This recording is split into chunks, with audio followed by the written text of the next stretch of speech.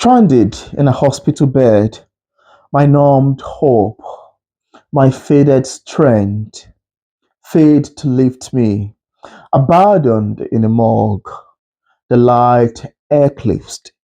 No one heard the silent screams of my living corpse. An excerpt section from the book titled Thunderstroke by Therese Pang.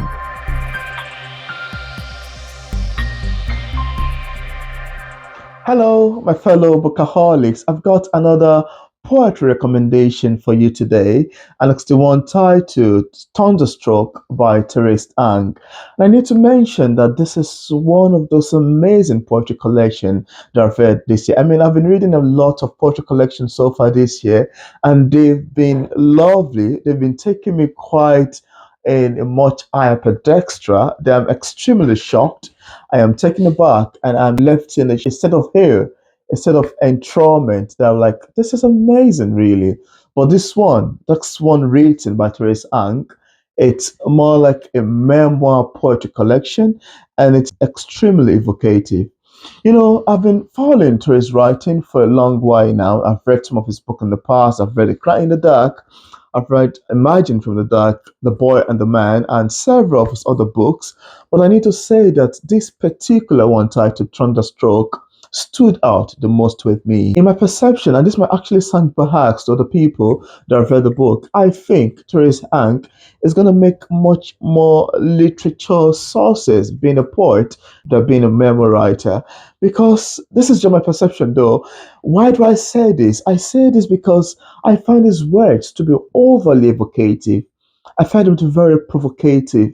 They're extremely deep, they're thought provoking, they're the one that leaves you gasping for more, leaves you panting for more. They are so soulful, they are so reminiscent, they are so evocative, so lovely to the point that I mused. I mean, one of the first feeling I had when I first started reading the book is a feeling of hell, confusion, shock, because I was like, I never knew Therese could be this prolific with poetry. I mean, it's his first time, and to shock you, the fact that this is his first time writing a poetry collection, and it is extremely prolific to this manner. I find it to be very amazing, really, because I've read a lot of his memoir in the past, and they're actually very tearful. They reminds me of some experience I've had with some other family members in the past because he had to deal with some medical issues, etc., and he wrote about them.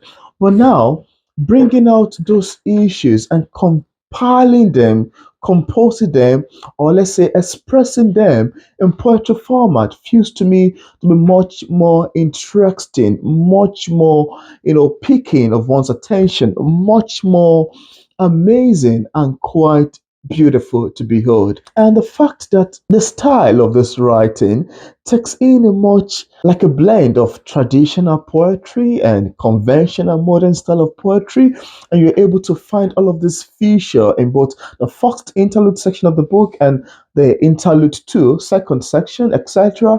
The compilation of everything is so beautiful, and I love the fact that at each interlude, there's more like a small piece of write-up that depicts things that I've read in the past from his books and give you a much more understanding into where exactly these poems are coming from. And I need to mention the fact that I love the fact that he was able to keep these themes consistently in his writing. You would never find one poem lagging behind in terms of the emotion, in terms of its emotionness, in terms of how it is being evocative enough, how it was able to create this imagery in the heart of the reader and leave them thinking, gasping, and texting for more. It's very beautiful because I had to go through some hard time looking for an excerpt. Why? Because when I read a particular page and I'm like, oh wow, I love this line, I'm gonna use this as my excerpt. And I flip to the next page, I find another one that's much more captivating than the previous one. And I'm like, okay, I'm gonna have to use this as my excerpt section. As I keep flipping to the next page, I'm like, oh my goodness, this is very amazing. This is a feature that I love about this book. The fact that it can keep theme consistently, maintaining the theme of sorrow, maintaining the theme of pain and lamentation, maintaining the theme of you being bedridden in the past, maintaining the theme of, health issues, of illnesses, maintaining the theme of being stuck into an hospital bed, maintaining the themes of how you felt, having a life full of, excitement initially, and stroke just happened all of a sudden, and you're now made to live in wheelchair. People have to bathe you, take care of you, and the things you used to do in the past, you're unable to do them. So that transitioning from being a full, healthy, grown, jumping up and down man to the one having to be stuck to the bed and having to now begin to cope with the realization of it. And I think it's actually one of the things that brought him out into becoming a writer because I read, I think he has won, his book has won quite a lot of awards. And this is one of the beauty thing about being a writer, the fact that some experiences can lead us into becoming a writer. And you get to see that people or books or let's say poetry that are written based off one experience are usually characterized with huge emotion, evocativeness, heaviness of words, thought-provoking features, and the fact that they have this emotion quality of drawing the reader and throughout their shed like, oh wow, that is extremely deep, that is so philosophical, that is so thought-provoking. So such it is what I experienced reading and picking up Trace Ang's writing. And the fact that this is his first poetry collection to me feels the much more better, much more enthralling. And I was like, I never knew Therese is this prolific with poetry, to be frankly speaking. And this is one of the reasons why I feel like I think I would love to read more of his poetry collection. I would love to see him write more of poems. I would love to see him explore more in lines and stanzas than in sentences and paragraphs. I would love to see him expand more in lyricism because his lyricism is quite beautiful. His style is quite lovely. The lines and stanzas are heavily deep, so provoking, so hatchingly beautiful. You need to see. I actually left a written review, the description part of this video book review, where you can go and check my written review because I find it to be much more deep, so evocative, and extremely thought provoking. I'd love to read some excerpts that I wrote down, and some part that reads suddenly, my body was dressed for the most shocking nightmare party I wasn't ready for, as if it was Halloween, and I was invited to accompany the angel of death in a scary ambulance. Another thing I love to mention about Therese' writing is the fact that his lines and stanzas are the one that are worth studying in literature class. That period whereby you're in a class and the teacher or the lecturer makes something on the board. I'm like, okay, there's a clause in here. This is a noun clause. This is the adverbial phrase of time, or this is the days, etc. It's poem has that feature, especially those who are left in italics. Yeah, in the book you'll see some words written in italics, some poems written in italics. They're very simple. They're not a very long read. Very short, concise, each line's as short, as concise as it is, it's heavily deep. It's one that you read and think. And this is a book that is not meant to be rushed. You cannot rush it. If you rush it, you may not be able to understand some of the things that the author tried to communicate. It is the one that I would advise that needs to be read slowly, quietly, calmly. It's the one that you have to read, pause, take a bottle of water, and continue because in such manner you get to be able to digest the weight of the words, the meaning of the lines, and interpret it based off what the poet intended it to be. So I need to say that his use of words are so amazing. They are evocative. They're the type that leave you panting for more. And like I mentioned previously, it is not like, when you read some poems, you find one poem to be very beautiful, and you have to flip through two or three or four or five pages before you find another poem that could fit into the emotional standard that the first one that you found was in or could fit into. I'm not sure if you get what I'm trying to say. There are some books that you read and you find the first poem very lovely, very deep, and very beautiful. And the second poem might not be very lovely as how the third, the fourth, the fifth. So it will take you a while to get to the seventh poem that you would find to be very lovely and emotional to the first one that you just read. But in Teresa's writing, every poem pulls you in. Every poem got you thinking. Every poem leave you to mull. And I mean, it's a blend of emotion, it's a blend of a heart sadness. That's why I call it very soulful because I was thinking of another word to use. Emotion. I said, oh, emotion is quite very famous. Affect is quite famous. Touch to the heart. I said, oh no, that's used so many times. And I said, oh, okay, I found it. This book, it's actually so soulful, so soulful, very soulful, extremely soulful, because it touched directly to the heartstrings. And most of the things he wrote about, it's one that you can, even see an image of yourself in. Even the fact that this is a more like a memoir poetry centered to some certain things, I think we generally as human, or one of the universal issue that humans deals with is the theme of pain, the theme of sorrow, etc. Because as human, you cannot.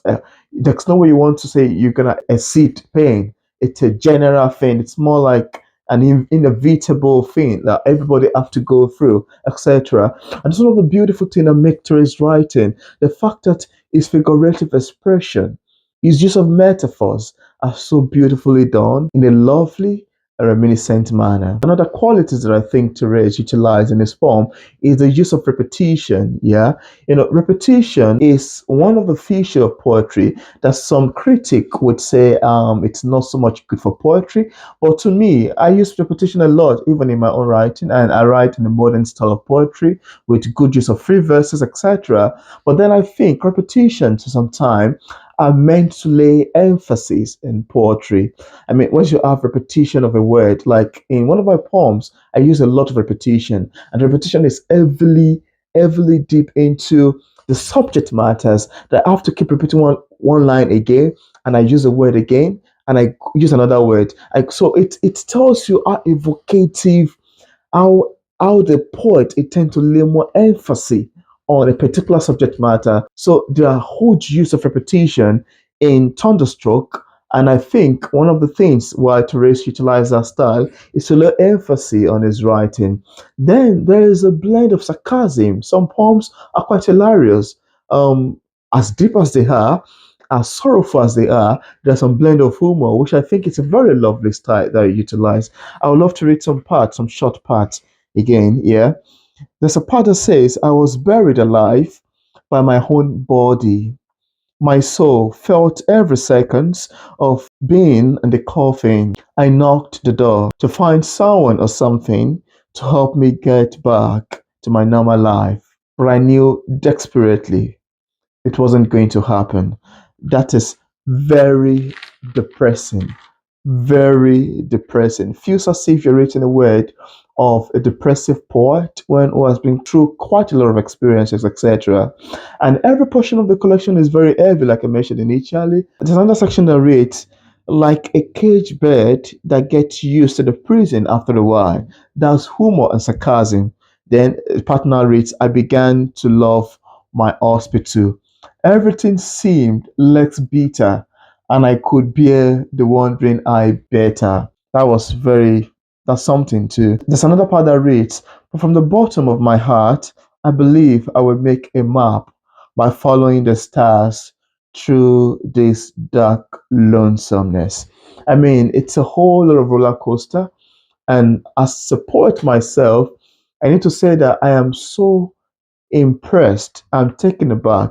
And Therese's poetry collection made him and my huge respect as a prolific poet. I need to mention that because while I started writing with poetry, it wasn't as deep and evocative. The fact that he could maintain a beautiful style of a combination of both traditional and modern style of poetry is what got me enthralled the most. The part that his use of metaphors as concise and as very heavy and deep and thought provoking is another feature that I love so much about the book. Goodness, I can go on and on and on and on and on talking about Therese Ang Thunderstroke, but because I wouldn't want to give much information away, and in my attempt to keep the review spoiler free, I would have to stop here. But then I'd love to employ you to want to check out the book. If you're a huge fan of words, if you're the type that love words that leave you thinking long after you've read it, I'm pretty sure you're gonna love picking up Therese Ang Thunderstroke.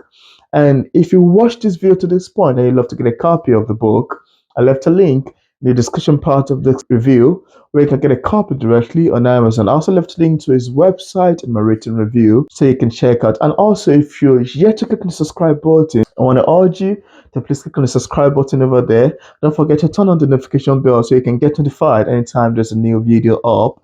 And also, if you have a comment, if you'll be reading the book, let me know in the comment section. Thank you very much for watching my review of Terrace and Thunderstroke. It's much more than I can describe. It is very deep, it is overly beautiful, and it is just a wow to me. So thank you very much for watching and see you in my next video.